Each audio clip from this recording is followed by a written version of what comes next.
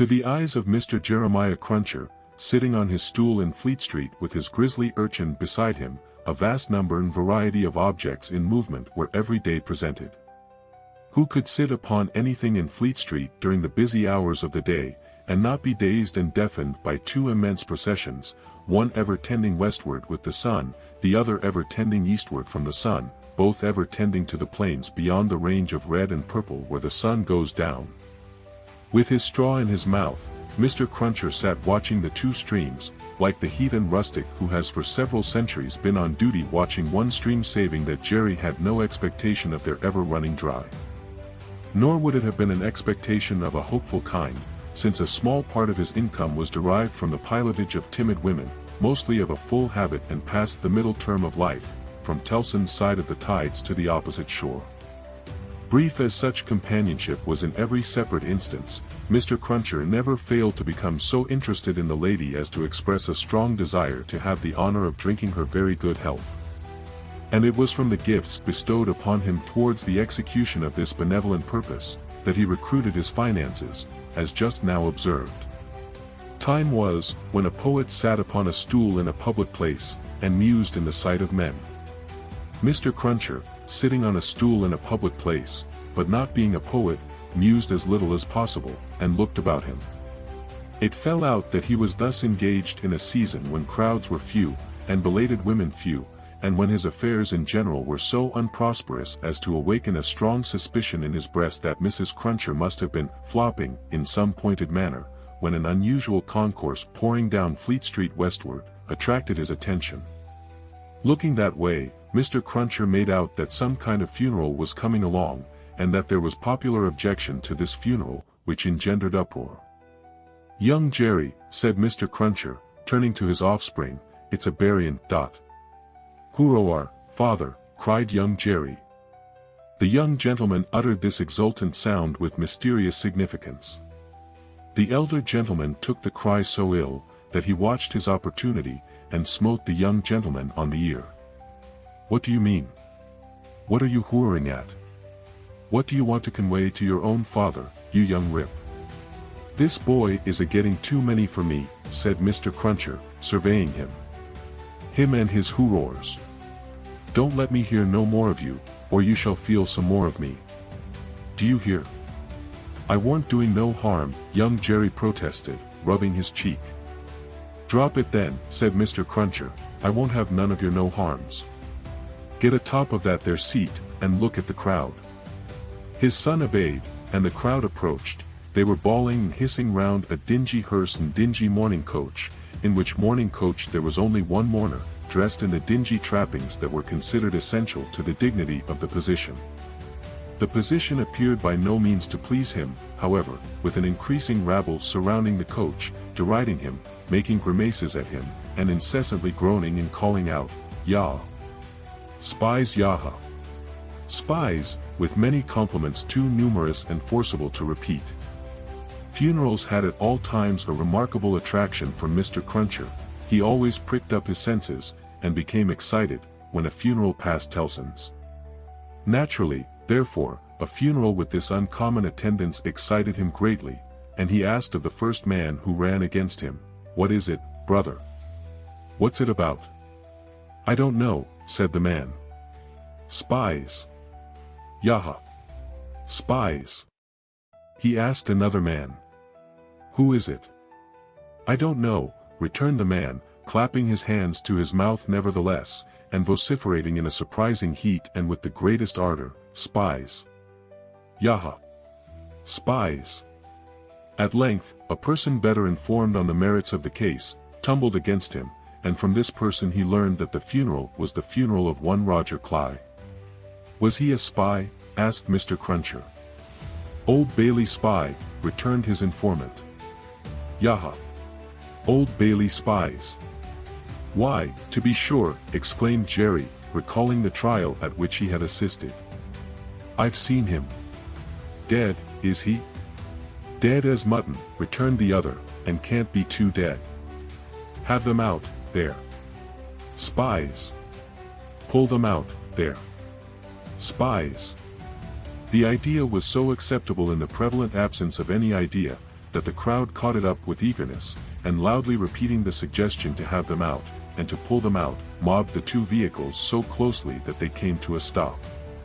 On the crowd's opening the coach doors, the one mourner scuffled out by himself and was in their hands for a moment, but he was so alert, and made such good use of his time, that in another moment he was scouring away up a by-street, after shedding his cloak, hat, long hatband, white pocket handkerchief, and other symbolical tears.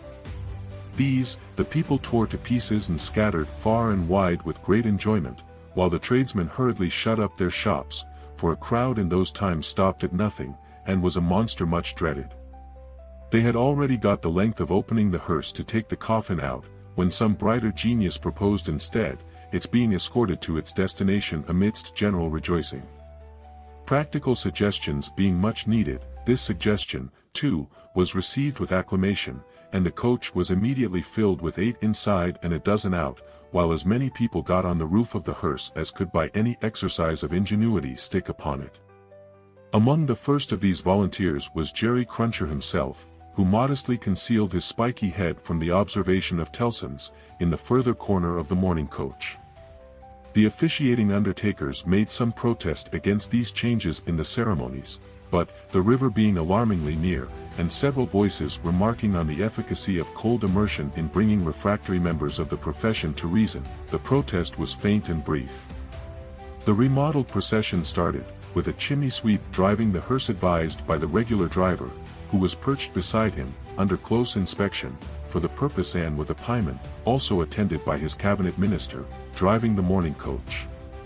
A bear leader, a popular street character of the time, was impressed as an additional ornament, before the cavalcade had gone far down the Strand, and his bear, who was black and very mangy, gave quite an undertaking air to that part of the procession in which he walked. Thus, with beer drinking, pipe smoking, song roaring, and infinite caricaturing of woe, the disorderly procession went its way, recruiting at every step, and all the shops shutting up before it. Its destination was the old church of St. Pancras, far off in the fields. It got there in course of time, insisted on pouring into the burial ground, finally, accomplished the interment of the deceased Roger Cly in its own way, and highly to its own satisfaction. The dead man disposed of, and the crowd being under the necessity of providing some other entertainment for itself, another brighter genius, or perhaps the same, conceived the humor of impeaching casual passers-by, as Old Bailey spies, and wreaking vengeance on them. Chase was given to some scores of inoffensive persons who had never been near the Old Bailey in their lives, in the realization of this fancy, and they were roughly hustled and maltreated.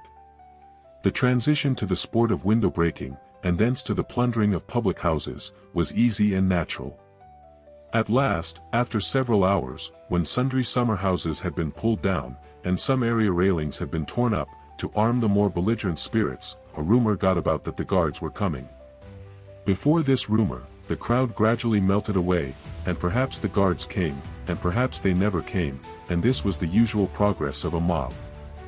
Mr. Cruncher did not assist at the closing sports, but had remained behind in the churchyard, to confer and condole with the undertakers. The place had a soothing influence on him. He procured a pipe from a neighboring public house, and smoked it, looking in at the railings and maturely considering the spot. "Jerry," said Mr. Cruncher, apostrophizing himself in his usual way, "you see that there Cly that day, and you see with your own eyes that he was a young one and a straight-made one." Having smoked his pipe out, and ruminated a little longer, he turned himself about, that he might appear, before the hour of closing, on his station at Tellson's. Whether his meditations on mortality had touched his liver, or whether his general health had been previously at all amiss, or whether he desired to show a little attention to an eminent man, is not so much to the purpose, as that he made a short call upon his medical adviser, a distinguished surgeon, on his way back. Young Jerry relieved his father with dutiful interest, and reported no job in his absence. The bank closed, the ancient clerks came out, the usual watch was set, and Mr. Cruncher and his son went home to tea. "Now, I tell you where it is," said Mr. Cruncher to his wife, on entering. "If, as a honest tradesman, my winters goes wrong tonight, I shall make sure that you've been praying again me, and I shall work you for it just the same as if I seen you do it." The dejected Mrs. Cruncher shook her head. "Why, you're at it afore my face," said Mr. Cruncher, with signs of angry apprehension. "I am saying nothing." "Well, then, don't meditate nothing. You might as well flop as meditate. You may as well go again me one way as another. Drop it altogether." "Yes, Jerry." "Yes, Jerry," repeated Mr. Cruncher, sitting down to tea. "Ah. It is yes, Jerry. That's about it. You may say yes, Jerry." Mr. Cruncher had no particular meaning in these sulky corroborations, but made use of them, as people not unfrequently do, to express general ironical dissatisfaction. "You and your yes, Jerry," said Mr. Cruncher, taking a bite out of his bread and butter, and seeming to help it down with a large invisible oyster out of his saucer. "Ah. I think so. I believe you." "You are going out tonight?" asked his decent wife, when he took another bite. "Yes, I am." "May I go with you, father?" asked his son, briskly. "No, you mayn't. I'm a-going as your mother knows a-fishing. That's where I'm going to." "Going a-fishing? Your fishing rod gets rather rusty, don't it, father?" "Never you mind. Shall you bring any fish home, father?" "If I don't, you'll have short commons, tomorrow," returned that gentleman, shaking his head. "That's questions enough for you. I ain't a-going out, till you've been long abed." He devoted himself during the remainder of the evening to keeping a most vigilant watch on Mrs. Cruncher, and sullenly holding her in conversation that she might be prevented from meditating any petitions to his disadvantage. With this view, he urged his son to hold her in conversation also, and led the unfortunate woman a hard life by dwelling on any causes of complaint he could bring against her, rather than he would leave her for a moment to her own reflections. The devoutest person could have rendered no greater homage to the efficacy of an honest prayer than he did in this distrust of his wife. It was as if a professed unbeliever in ghosts should be frightened by a ghost story. "And mind you," said Mr. Cruncher, "no games tomorrow. If I, as a honest tradesman, succeed in providing a jint of meat or two, none of your not touching of it, and sticking to bread. If I, as a honest tradesman, am able to provide a little beer, none of your declaring on water.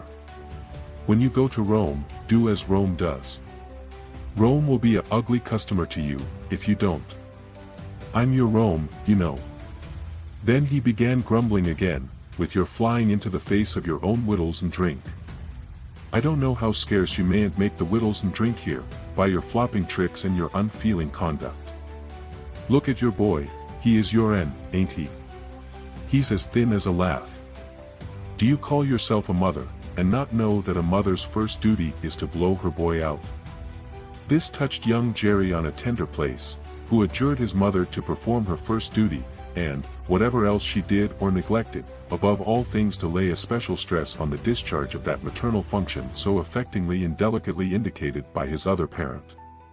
Thus the evening wore away with the Cruncher family, until young Jerry was ordered to bed, and his mother, laid under similar injunctions, obeyed them. Mr. Cruncher beguiled the earlier watches of the night with solitary pipes, and did not start upon his excursion until nearly 1 o'clock.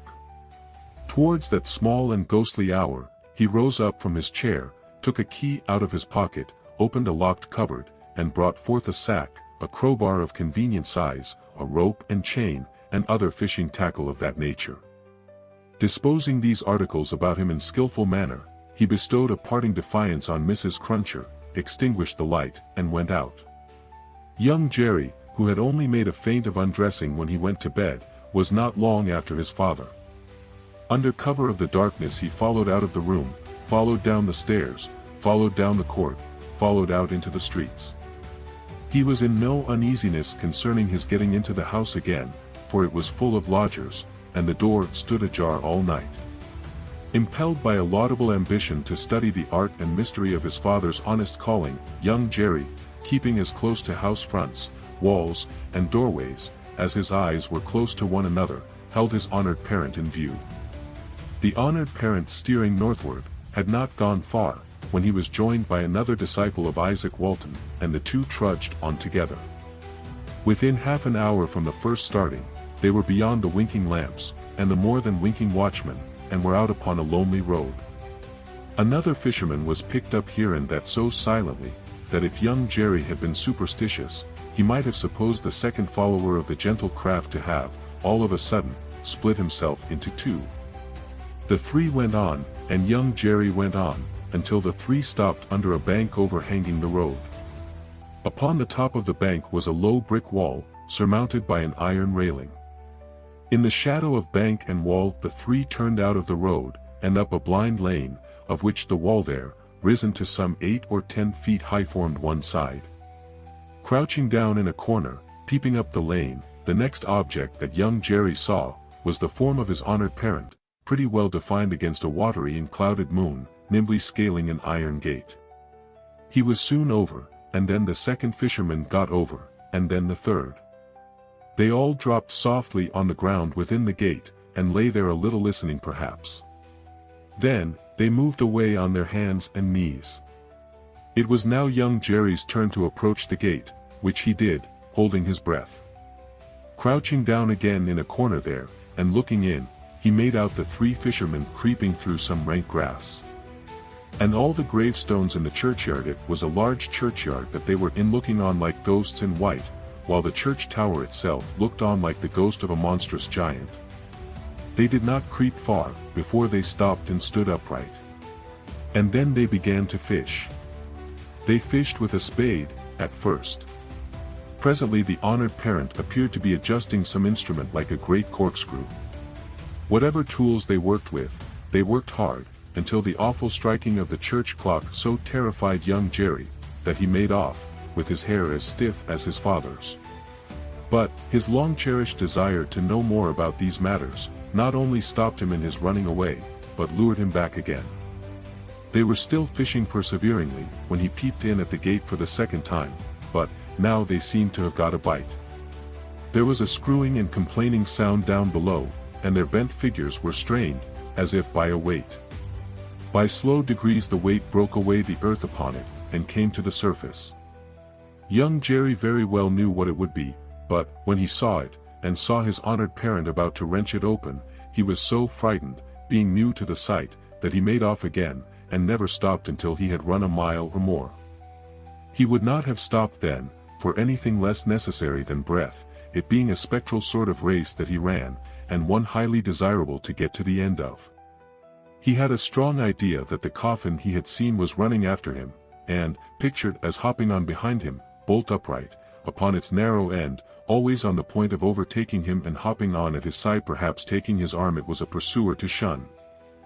It was an inconsistent and ubiquitous fiend too, for, while it was making the whole night behind him dreadful, he darted out into the roadway to avoid dark alleys, fearful of its coming hopping out of them like a dropsical boy's kite without tail and wings. It hid in doorways too, rubbing its horrible shoulders against doors, and drawing them up to its ears, as if it were laughing. It got into shadows on the road, and lay cunningly on its back to trip him up. All this time it was incessantly hopping on behind and gaining on him, so that when the boy got to his own door he had reason for being half dead. And even then it would not leave him, but followed him upstairs with a bump on every stair, scrambled into bed with him, and bumped down, dead and heavy, on his breast when he fell asleep. From his oppressed slumber, young Jerry in his closet was awakened after daybreak and before sunrise, by the presence of his father in the family room. Something had gone wrong with him, at least, so young Jerry inferred, from the circumstance of his holding Mrs. Cruncher by the ears, and knocking the back of her head against the headboard of the bed. "I told you I would," said Mr. Cruncher, "and I did." "Jerry, Jerry, Jerry," his wife implored. "You oppose yourself to the profit of the business," said Jerry, "and me and my partners suffer. You was to honor and obey, why the devil don't you?" "I try to be a good wife, Jerry," the poor woman protested, with tears. "Is it being a good wife to oppose your husband's business? Is it honoring your husband to dishonor his business? Is it obeying your husband to disobey him on the little subject of his business? You hadn't taken to the dreadful business then, Jerry." "It's enough for you," retorted Mr. Cruncher, "to be the wife of an honest tradesman, and not to occupy your female mind with calculations when he took to his trade or when he didn't. A honoring and obeying wife would let his trade alone altogether. Call yourself a religious woman? If you're a religious woman, give me a irreligious one. You have no more natural sense of duty than the bed of this here Thames River has of a pile, and similarly it must be knocked into you. The altercation was conducted in a low tone of voice, and terminated in the honest tradesman's kicking off his clay-soiled boots, and lying down at his length on the floor. After taking a timid peep at him lying on his back, with his rusty hands under his head for a pillow, his son lay down too, and fell asleep again. There was no fish for breakfast, and not much of anything else. Mr. Cruncher was out of spirits, and out of temper, and kept an iron pot lid by him as a projectile for the correction of Mrs. Cruncher, in case he should observe any symptoms of her saying grace. He was brushed and washed at the usual hour, and set off with his son to pursue his ostensible calling. Young Jerry, walking with the stool under his arm at his father's side along sunny and crowded Fleet Street, was a very different young Jerry from him of the previous night, running home through darkness and solitude from his grim pursuer. His cunning was fresh with the day, and his qualms were gone with the night, in which particulars it is not improbable that he had compeers in Fleet Street and the City of London, that fine morning. "Father," said young Jerry, as they walked along, taking care to keep at arm's length and to have the stool well between them, "what's a resurrection man?" Mr. Cruncher came to a stop on the pavement before he answered, "How should I know?" "I thought you knowed everything, father," said the artless boy. "Ham." "Well," returned Mr. Cruncher, going on again, and lifting off his hat to give his spikes free play, "he's a tradesman." "What's his goods, father?" asked the brisk young Jerry. "His goods," said Mr. Cruncher, after turning it over in his mind, "is a branch of scientific goods." "Persons' bodies, ain't it, father?" asked the lively boy. "I believe it is something of that sort," said Mr. Cruncher.